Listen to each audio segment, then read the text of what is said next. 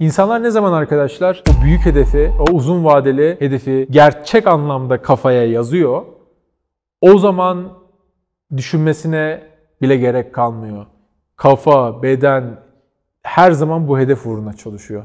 Bunu yaratmak, bunu bir ekip içinde oluşturmak, önce kendimizde sonra ekipte oluşturmak çok kritik.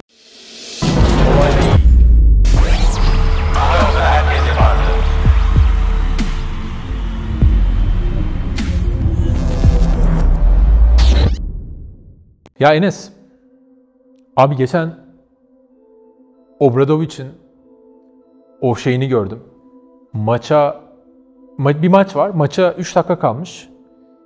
26 sayı önde Obradovic'in takımı Partizan.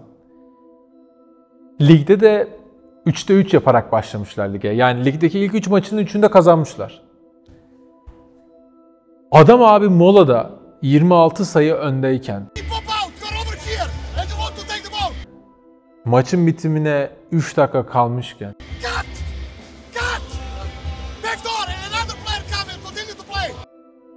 adamdaki o tutku, o azim / hırs diyelim ve o şeyi gördüğün zaman başarı böyle isteğini İnsan kendini sorguluyor. Gerçekten kendini sorguluyor. Yani ben onu gördüm dedim ki ya tamam Mustafa, belki büyük hayallerin var. Belki çok disiplinli bir insan olmaya çalışıyorsun. Çok azimlisin, insanlar söylediği için söylüyorum ama bu adamın tutkusunu gördüğünde bambaşka bir şey. Şimdi gerçek manada konuya dönelim. Çekimdeyiz de. Gerçek manada arkadaşlar Obradovic'in son saniyeye kadar olan o disiplini, o başarı azmi gerçekten hepimizi çok ciddi anlamda etkilemeli. Benim hep söylediğim bir konu var. Özellikle spor mücadelelerinde, müsabakalarında ki bu bence spor müsabakası atletizmde olabilir, işte basket takım sporda olabilir, hiç fark etmez. Gerçek hayata ve iş hayatını çok güzel özetleyen bir örnek. En kritik, en tehlikeli konulardan biri burada rehavet arkadaşlar. Ne olursa olsun rehavete düşmüyor olmamız gerekiyor. Bizim Türk takımlarının, işte milli takımın, Avrupa kupaları vesaire hep o rehavet yok mudur? Yani böyle 1-0 maça başlarız bir şekilde, öndeyizdir. Sonra işte 50 dakika kaldıysa 50 dakika boyunca savunmaya yaslanırız ve tek kale böyle sürekli acaba şimdi mi gol yiyeceğiz, birazdan mı yiyeceğiz diye stresle, heyecanla ömrümüzden ömür gider. Mesela Obradovic'in yine aynı videoya baktığınızdaki işte bölüme zaten koyarız. Şunu da düşünmek lazım. Biz o an ne iş yapıyorsak yapalım, gerçekten ne için yapıyoruz? Mesela Obradovic 3 dakika kala 26 sayı öndeyken o kadar bağırması, kendini harap ediyor olması, böyle kan beynine çıkmış resmen. Belki sağlığını riske atıyor olması o an daha fazla para kazanacağı için mi? Veya işte o öyle yapınca insanlar daha çok ondan korkacağı ya da saygı duyacağı için mi? Hayır. Obradovic zaten. Ama niye Obradovic olduğunu aslında o anki hamlelerinden ve hareketlerinden anlıyoruz. O adam Obradovic çünkü ne olursa olsun, ne kadar önde olursa olsun, her şey ne kadar güllük gülistanlık gözüküyor bile olsa o orada son topa kadar mücadele ediyor ve asla o takım disiplinin ve büyük hedefin, takımın o büyük hedeften ayrılmasına izin vermiyor. Aslında bir nevi arkadaşlar oyunculara, taraftarlara, rakiplerine, organizasyonun kendisine ve belki tüm dünyaya mesaj veriyor o hareketiyle.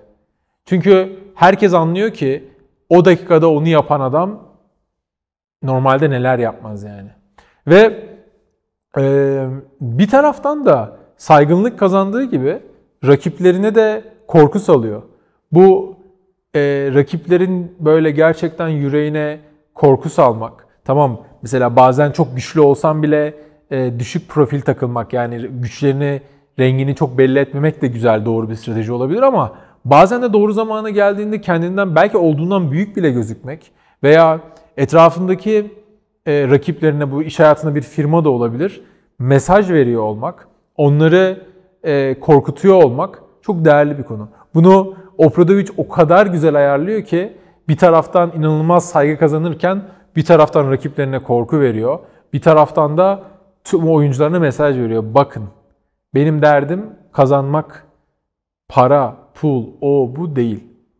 Benim derdim, benim hakkımda uzun vadeli bir şampiyonluk hedefi var ve ben bir maçı kazanmışız, ilk 3 maçı kazanmışız da değilim diyor Obradovic.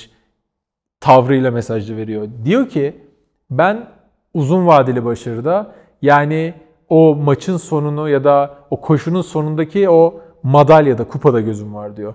Bu çok önemli. Eğer sen oyuncularına veya iş hayatında ekibine, beraber çalıştığın insanlara kısa vadeli hedefler değil de uzun vadeli madalya için, uzun vadeli kupa için mücadele ettiğin mesajını verirsen, tavrınla, hareketlerinle, rehavete girmeyişinle, disiplininle, azminle o ekip arkadaşların, takım da seninle beraber o hedefe kitlenir ve küçük başarıları veya kimi zaman küçük kayıpları, mağlubiyetleri o kadar da önemsemez.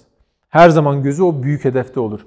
İnsanlar ne zaman arkadaşlar o büyük hedefi, o uzun vadeli hedefi gerçek anlamda kafaya yazıyor, o zaman düşünmesine bile gerek kalmıyor.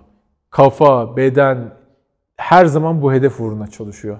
Bunu yaratmak, bunu bir ekip içinde oluşturmak, önce kendimizde sonra ekipte oluşturmak çok kritik. İşte Obradovic'in o videoda veya genel tarz olarak yaptığı veya hepimizin Obradovic'i çok takdir ediyor ve seviyor olmamızın ve çok başarılı oluyor olmasının, istisnai bir insan olmasının en büyük sebeplerinden biri işte bu uzun vadeli hedef, bu disiplinle beraber ona duyulan saygı arkadaşlar. Bunu istiyorsak her zaman uzun vadeli plan yapmak lazım. Rehavetten uzak durmak lazım. Belki de bunu bir reçete gibi böyle yazabiliriz ileride. Belki böyle bununla ilgili başka bir içerik de üretebiliriz ama o uzun vadeli hedefin peşinde koşuyor olmak, azmetmek, rehavete girmemek gibi şeyler bize hem başarıyı getiriyor hem de onunla beraber saygınlık ve parayı da getiriyor arkadaşlar. Bunları unutmamak lazım. Bu bölüm böyle spontan geçti biraz ama belki benim bu bahsettiğim Obradovic örneğini görmeyenler için göstermek veya onu böyle sadece Instagram'daki bir fotoğraf, bir video gibi görenler için de aslında biraz daha üzerine düşünüp kendi hayatına veya iş hayatına bunu daha iyi yansıtmalarını sağlamak için çektiğimiz bölüm. Umarım bölüm faydalı olmuştur. Buna benzer ilham alınacak koçlar, oyuncular, liderler varsa ki Kobe'nin hayatında, Michael Jordan'ın hayatında, böyle birçok Muhammed Ali'nin hayatında, birçok insanın hayatında böyle örnekler, anekdotlar var. Lütfen yorumlara yazın. Bölümle ilgili düşüncenizi de çok merak ediyorum. Yorumlarda bekliyoruz. Bir sonraki bölümde görüşmek üzere.